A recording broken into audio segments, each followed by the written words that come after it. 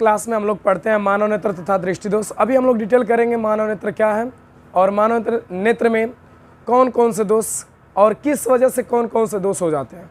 चलिए शुरू करते हैं। तो यहाँ पर देखिए यहाँ पे एक मानव नेत्र है। मानव नेत्र का एक स्ट्रक्चर बना हुआ है, ठीक है। मानव नेत्र का यह स्ट्रक्चर बना हुआ है और इसी को हम डिटेल करेंगे आज। सबसे पहले यहाँ मैं देखिए दृढ़ पटल को क्लियर करता हूँ। दृढ़ पटल क्या है? दृढ़ पटल जो होता है वह नेत्र गोले का सबसे बाहरी भाग होता है, जो दृढ़ होता है, श्वेत होता है और अपारदर्शी होता है। फिर से सुन लीजिएगा, दृढ़ पटल जो होता है नेत्र के गोले का सबसे बाहरी भाग होता है, जिसका रंग जो होता है श्वेत होता है। जिसका रंग कैसा होता है? श्वेत होता है। यह एक अपारदर्शी झिल्ली होती है और इसके ठीक नीचे जो होता है कोरोइड होता है। क्या होता है? कोरोइड।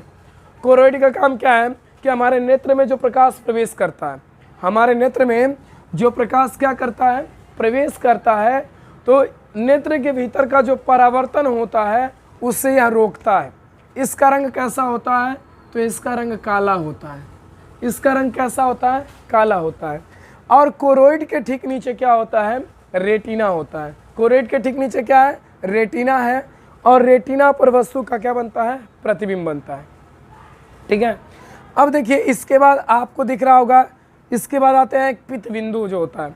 पित्त बिंदु, पित्त बिंदु पर जो वस्तु का प्रतिबिंब बनता है वो सबसे अस्पष्ट दिखाई देता है। पित्त बिंदु पर बना प्रतिबिंब जो होता है, मानव नेत्र के पित्त बिंदु पर जिस वस्तु का प्रतिबिंब बनता है वह प्रतिबिंब सबसे स्पष्ट दिखाई देता है। अब ध्यान दीजिए, यह प्रकाश सिरा, जब रेटिना पे प्रतिबिंब बनता है तो प्रकाश सिरा के द्वारा मस्तिष्क को मैसेज जाता है ना, और वह तब जा कर के हम समझ पाते हैं कि हम किसी वस्तु को देख रहे हैं और उसका प्रतिबिंब हमारे जब रेटिना पर बनता है तो उल्टा बनता है और वास्तविक बनता है। फिर हमारा माइंड उसे सेट करके समझता है कि वस्तु ऐसे दिखाई दे रही है। देखिए इसके बाद समझते हैं हम लोग, इसमें जो होता है कांच द्रव होता है।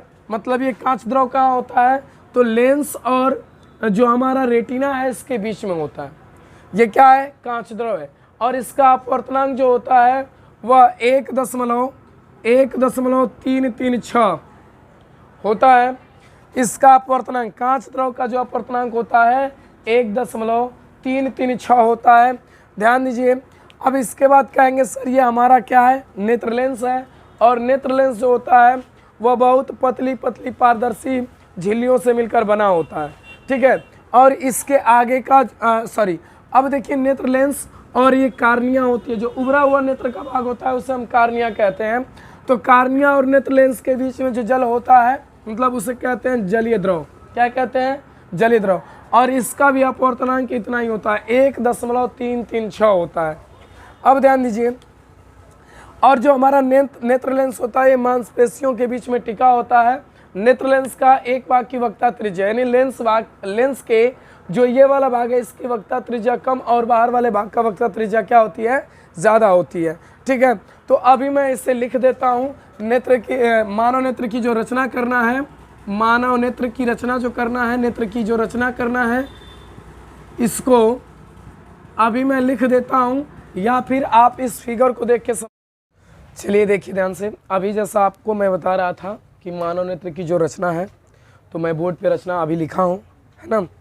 आप रचना को एक बार ध्यान से पढ़ लीजिए कैसे मानव नेत्र की रचना है। अब देखिए ध्यान से, इसमें सबसे पहले आप पढ़िए,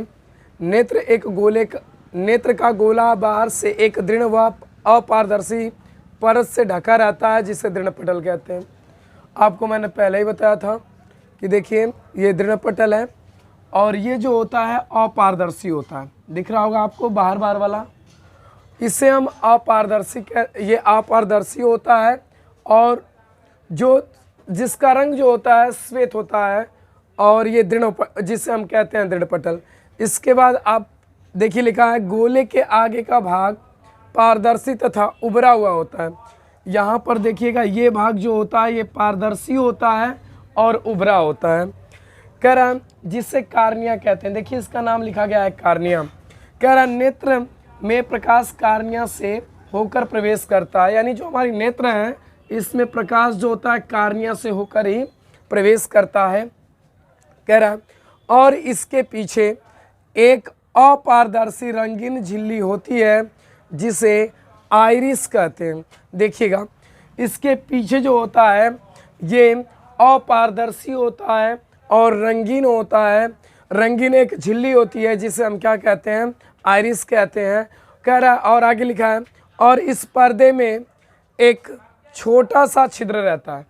इस पर्दे में एक छोटा सा छिद्र रहता है जिसे नेत्र तारा अथवा पुतली कहते हैं।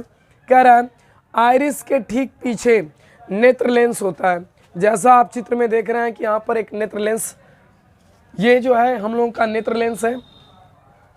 आगे फिर है जिसके पिछले भाग की वक्ता त्रिज्या छोटी तथा अगले भाग की वक्ता त्रिज्या बड़ी होती है।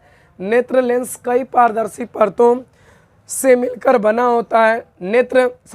लेंस अपने स्थान पर मांसपेशियों के बीच में टिका रहता है तथा इसमें अपने फोकस दूरी को बदलने की क्षमता होती है। नेत्र लेंस व कार्निया के ठीक बीच में जलीय द्रव होता है जिसे कांच द्रव कहते हैं। इसके बाद है दृढ़ पटल के नीचे काले रंग की एक झिल्ली होती है जिसे कोराइड कहते हैं। यह प्रकाश को अवशोषित करके आंतरिक परावर्तन को रोकती है। इस झिल्ली के सबसे नीचे एक पारदर्शी झिल्ली होता है जिसे रेटिना कहते हैं। अभी देखिए रचना जो मैं किया हूँ, सबसे पहले आपको फिगर याद करना पड़ेगा। यदि फिगर आपको याद है तो इसी को बस एक सेंटेंस में बदल के लिख देना, आपका रचना कंप्लीट हो जाएगा।